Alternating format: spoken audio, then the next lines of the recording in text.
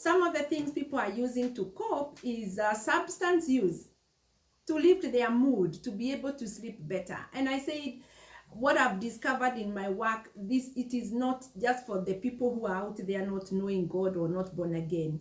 This is something that we find even church people doing. They'll use alcohol to be able to sleep better. They'll use alcohol to lift their mood. They'll use Piriton to be able to sleep. You say Piriton is not alcohol, but it is unhealthy. You are treating yourself. So you need to see somebody to help you be able to sleep better. Well, people have been coping with overworking. So you are working so hard, you're constantly on your laptop if you're working from home, and as a way of also running away from the issues that you need to deal with in your home. Now, COVID-19 has put you at home to resolve the issues that you ran away from. This cannot be a season where you will sit behind your screen and lock yourself in your room to say you're working or doing other things. People are also coping negatively by overeating. I said comfort eating. You'll be surprised, and I know you'll say this is young people and teenagers. People are coping with pornography. Now that everybody is online, we will need to be careful. How do you know that your teenagers and your children, if you don't go to those places, the partners you live with, if you live with a partner, that we all openly talk about these things so that we can talk about their dangers? Idling and inactivity. Some of us are on a couch from morning to evening, binge watching on Netflix and not doing much. Even reading your Bible, you're on that couch. Doing anything, you're on that couch. You only ask for meals, so we need to be active. Depression is opposite of activity. When you sit for 5 hours non-stop, when you sit and do nothing, you're actually, I would say, quote unquote, inviting depression to your life. Unhealthy sexual relationships, I would put this more, you have seen what is happening with our teenagers and our children. In this idle time, in this space when they are not going to school and they are not having a lot of physical activities, how do we teach them and coach them to dissipate their sexual energy in a healthy way so that they are not active watching things online and then their minds habituating to do the things that they are saying? Withdrawing from others, that even when you're not supposed to meet physically, that we're also withdrawing from virtual contacts. We won't call our mothers, we won't call our siblings, and we get people worried about us because we are almost giving up on this life. Unhealthy coping. Online dating, now that people are not meeting at home. I have had cases where people are asking now, even if we continue to meet online, I don't know who I am meeting. Sometimes you don't even know whether the image that has been put there is real. And for us to be able to adjust to this new normal, number one is to note and accept the situation. It is global. There's nothing we can do about it. If we keep fighting it and seeing it as a demon and it is a virus, we are going to suffer. We need to do the serenity prayer and say, God, help me to know the things I can change and the things I can't and the difference. So that then we face and ask, as a lady, as a mother, as a woman, as a married woman, as a single woman, what can I do in this situation? Then check the source of information. Are you constantly on social media checking who is dying where, how many people are dying? Because you're gonna get so anxious about that. Acknowledge and accept the emotions that you're going through. This is so important. If you're going through anxiety, if you're going through anger, if you're going through loss and grief, if you're going through depression, these are normal reactions to an abnormal situation. You're very normal. What is abnormal is a COVID-19 situation. So we can be able to overcome, and we are not our emotions, neither are we our thoughts. We can be able to take charge of our thoughts. Romans 12 and verse 2 tells us, be ye transformed by the renewing of your mind. And how do you do things at home that will still make you feel beautiful, ladies? So I hope you're not staying all day in pajamas, all day in those dresses and looking unkempt. Let us do some things and enjoy our tops, enjoy comfortable dressing and stay clean, do our hairs the best way we can so that we can feel beautiful from inside and from outside. Even if we read the word and just sit there and we're not doing anything that will help us feel alive physically, that will contribute to putting us down. Having a structure at home. This is so important. What gives us a structure? We wake up at 5, we prepare our children, those who have children. If not, you wake up and do your devotion, your prayer time, your meditation, then prepare to go to your business and to your work. Maybe you're there by 9 or 10 a.m. and then you work through the day, you have friends to talk to, then you come back in the evening. Now we don't have that structure anymore. So we are asking, how do you prepare a structure for you at home and for everyone if you live with others? That breakfast is at this time, lunch is at this time, and dinner is at this time. And I'm going to have this time to work, or I'm going to have this time to watch a movie, going to have this time to pray and read the Bible. I'm going to have this time to plan my tomorrow. Just to sit with yourself and to reflect and to ask the lessons you're having. I'm going to have this time for my family. I'm going to have this time for my daughter. She needs me. This is a moment that you can have a one-on-one with your family members. I'm going to have a nice time with my partner. For those of you who family members are outside, how do you create social connection? And nowadays we need to buy our mothers nice phones and our fathers so that we can WhatsApp video them and talk with them. And they'll be so excited to see your face, not those phones they hang around their neck. We need to be able to connect socially and play games and pray via Zoom, pray via Skype, pray via WhatsApp video, and reach out to one another. Again, this time for us to be able to adjust. This is a time to be and give your best. God has given us a time away from all the busy activities that we have been engaging in. And I said sometimes we have engaged in activities that were not meaningful to us and not even meaningful to the people we attended to. Like the example I gave, that you attended a burial of someone in the village just because you knew the friend. You didn't even contribute, you didn't know them, and while they were sick, we did not attend to them. So it was not really beneficial to some extent. So time to give your best, time to be your best, time to be indispensable, and to be saying, if this COVID season leaves me intact, I'm not going to fall sick. What will I become? What will I do with my life? Please remember that anxiety is contagious. And children are about monkey see, monkey do. So when the kids see you jumping around and getting worried, they copy that and they'll also get anxious. So please be careful how you're handling the anxiety, and this season the kids are watching and they are copying you. Check out if those of the mothers with young kids, 10 years and below, if they are regressing to outgrown behaviors, like maybe they had stopped bedwetting, now they have gone back. Check what is going on with them. Check whether our kids are getting healthy space. And especially, we've also lived with other people at home. Are they getting their space? Are you checking on them how they are being treated? From the feedback we get all the time, like say with incest and sexual abuse, our kids are mainly abused by the people, relatives that we are going to be with, or family friends that we'll be with in our own home. So let us check out what our kids are going through and keep talking to them, keep engaging them. We also need to follow the guidelines that we've been given, and I'm sure we all are, because we don't want to fall sick. And most importantly, please invest in social capital, keeping social connections online. A few more healthy coping mechanisms that I want to mention for this season.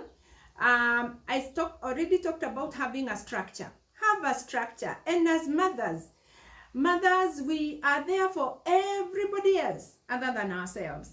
So create time for yourself. Create time to exercise, even just at home, to skip, to jog on the spot, to dance a bit with your kids, or to do whatever you can do. Set time for yourself and for others. If you're a young mother who has young kids, have a structure for them. Ensure they are in bed by 8 p.m. so that you have time for yourself, even to watch a nice movie you may want, to read a book, to do your reflection and all that. Be selfish, to take care of yourself so that you have something to give others. Set working time as well. Demarcate space during the day. That's your corner. This is my space for working. This is our space for eating. Even if you live in a small house, even in a single room, you can be able to demarcate those spaces. Let not your bed be the place where you go to with the laptop to work, to watch your movies, because then this is one of the reasons why people don't sleep well, because the bed associates, or your mind associates the bed with many things. It's an office, it's a pleasure place for watching movies and all that. So just make your bed for sleeping only. Actually, the depression and the anxiety is gonna dissipate when we do exercise every day. Anything 20 minutes to 30 minutes every day will be good enough. We don't have to go to the gym for a whole hour. We just need a slight walk, a slight jog, slight dancing at home, whatever we can be able to do. Healthy diet, more vegetables in our diet, hydrating properly, taking 2 to 3 liters of water per day, so that we are detoxing our body as we take the water. God has blessed us with a lot of food in this country. And even as we remember those who are not privileged to have the food, that we know anytime you pass by any place, you'll find people selling fruits and vegetables. So we can be able to have that. Most importantly, come up with things that you can do now that you have time. Reading a book that you've been planning to read. Join with a friend and ask whether you can read the book of Psalms together, the book of Proverbs together, or a book that you can buy and have a club. When you knit, you actually protect yourself from getting dementia. When you knit, you dissipate anxiety. When you knit, you keep your brain active, you keep your memory sharp. So you can go to age 95 while your brain is still intact, because you used activities that allowed your brain to remain active. Cooking, go to YouTube. You have recipes for soup, recipes for salads. These are simple recipes, just pumpkin soup and a nice one. And you know how to enjoy that. Cleaning, and I want to talk about spring cleaning. Ladies, we sometimes become hoarders. You have kept sufurias in your house that you have not used for the last 10 years just because they were a wedding gift. You don't need them. If you have not used them for the last 2 years, you don't need them. Dresses that you keep looking at and waiting to get that shape, that weight, so that you can wear the dress. Hello. These are things we need to remove from our wardrobe. Reducing our baggage. Sometimes we have nice things in the house. We consider it as baggage if we are not using them. This is the time to journal your life, to journal your goals, to write the things you're going through. Prayer is so important. It's a space where we engage with God. It's a space where we hear what God is telling us about our lives. And watching motivational clips that would support you in any area of your life that you would need support. If you're going through loss, that there is always something you can get about loss. There are powerful preachers on YouTube you can listen to. Our pastors have posted very wonderful sermons, so we can log in and be able to listen to all this. Start a new online course. Learn a new language. Don't just stay there. Please wake up and do something. It is so important to build our mind and our body. Prayer and meditation. When I talk about meditation, many people just think of yoga and we say yoga is evil and it is bad. I want to talk about meditation being in the Bible. We are asked to meditate on the Word of God.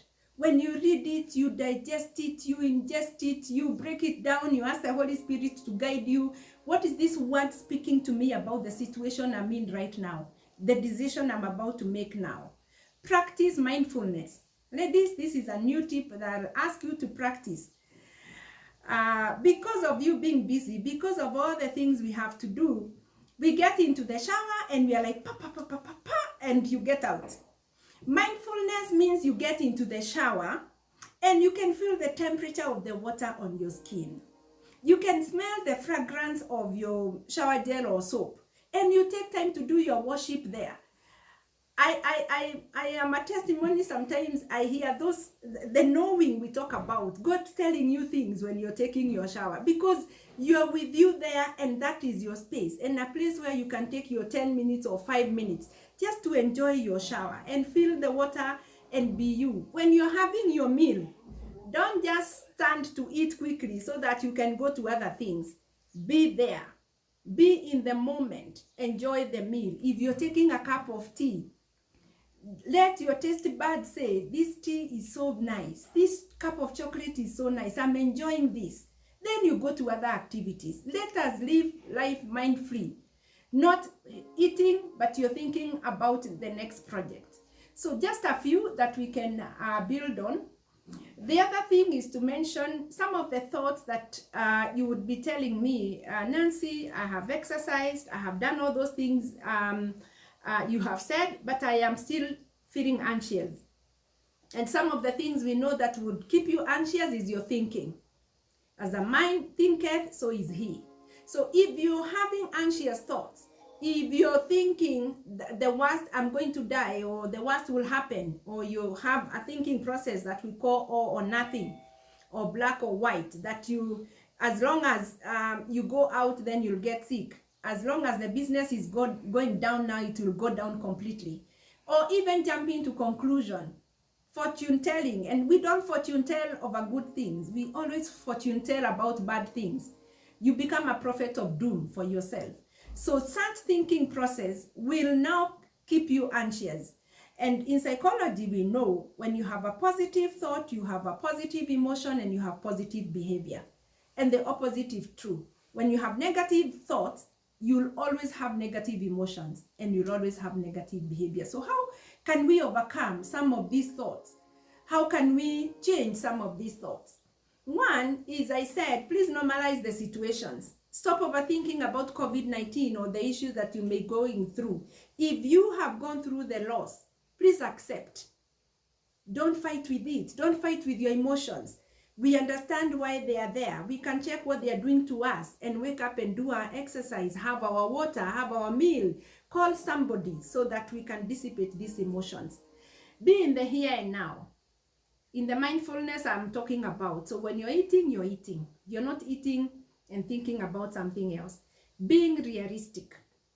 When you're thinking you're going to die, remind yourself, I've not been tested. Nobody has told me I have COVID-19. And even if I caught the COVID-19, I have seen people getting better. Be realistic and rational. Don't stay in your mind with the jumping to conclusion, fortune telling, and thinking of the worst happening. Ladies, let us have a spirit of gratitude. What has God blessed us with? Just keeping us alive. The things we are worrying about, the people who have died have left them.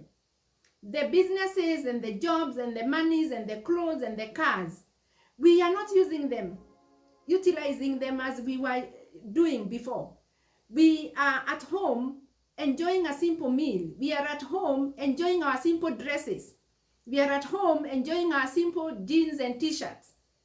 So can we have a spirit of gratitude where we are saying, God, I'm grateful for being alive. I'm grateful for having a meal for myself and my family. I'm grateful that you have kept us well. Have a list, and I'll ask you to do what we call a gratitude journal. Keep doing that list that you can go up to 500, writing down the things that you're grateful for in your life. I talked about being rational and logical, checking the facts and going with the facts, not going with the rumors and imaginations. Being in the here and now. The journaling. What was today like? What have I learned today? What is this season like? What am I learning? What am I thinking? Seeing positive outcomes. I already said that. Then relaxation techniques. Teach yourself how to relax through deep breathing. God gave us wonderful ways of keeping our minds healthy. And one of them is the air that is free, we don't have to buy. Then he gave us a system of breathing. And when we take in more oxygen into our bodies, we energize our bodies. We energize our mind. So can you have a way of just sitting and doing some deep breathing every time, just to inhale more oxygen? And I want us to do that right now. Now, as I do that, as you position yourself, I'll ask that you sit upright like I'm doing. Just try and sit upright. The science behind the breathing, when you inhale, the same counts. Like I inhale for 5 seconds and then I exhale for 5 seconds. I'm giving my body more energy. Then if I want to relax, I will inhale for shorter and exhale for longer, because I'm dissipating all the anxieties or the stress that is in my system. So I want us to do the one for energy, then I'll take you through one for relaxing. So I'm gonna count 1 to 5. So you breathe in for 5 seconds through the nose, and then you breathe out out through the nose for 5 seconds. So make it long and deep, and slow and long as you breathe out. So let's go together. In, I'm counting for you. Breathe in deeply. 1, 2, 3, 4, and 5. Then breathe out slowly through the nose. 1, 2, 3, 4, and 5. So when you do that, do 5 to 10 cycles. You breathe in 5 seconds, in, 5 out. Then you repeat. You realize that the stress you had has disappeared and you have more energy, and you may actually feel lighter and be able to go about the work you're doing. For relaxation, you can have a breathing in for 4 seconds, then you hold the air for 7 seconds, then you breathe out for 8 seconds. So you ensure that the exhalation is longer so that you can be able to relax. But even to support you better, get this app on your phone or your computer. It's called the CBTI Coach. It has, when you open it or you download it and have it on your phone, it has a place where there are tools for sleep. If you're struggling with sleep, if you're struggling with anxiety, if you're struggling with depression, look out for something called progressive muscle relaxation on that app. Please practice what they have said. Use meditation that you may want to use. There is Christian meditation. There is listening to a particular song. You can meditate on Psalms 23 and enjoy God taking you to some restful place, giving you some restful nights. Then when we are able to do that, ladies, I said we care for everybody else other than ourselves. Please have some self-love. Don't wait to be told, mommy or my partner or my friend, you look nice and you look beautiful. Learn to tell yourself. Learn to dress and stand there and validate yourself, affirm yourself. If you have made mistakes, if you have erred in one way or another, the way you would comfort a friend and tell them, don't worry, this will pass. Please be compassionate to yourself. Be empathic with yourself. That you'll be saying, Nancy, okay, please, what lesson are you learning from this? This is going to pass.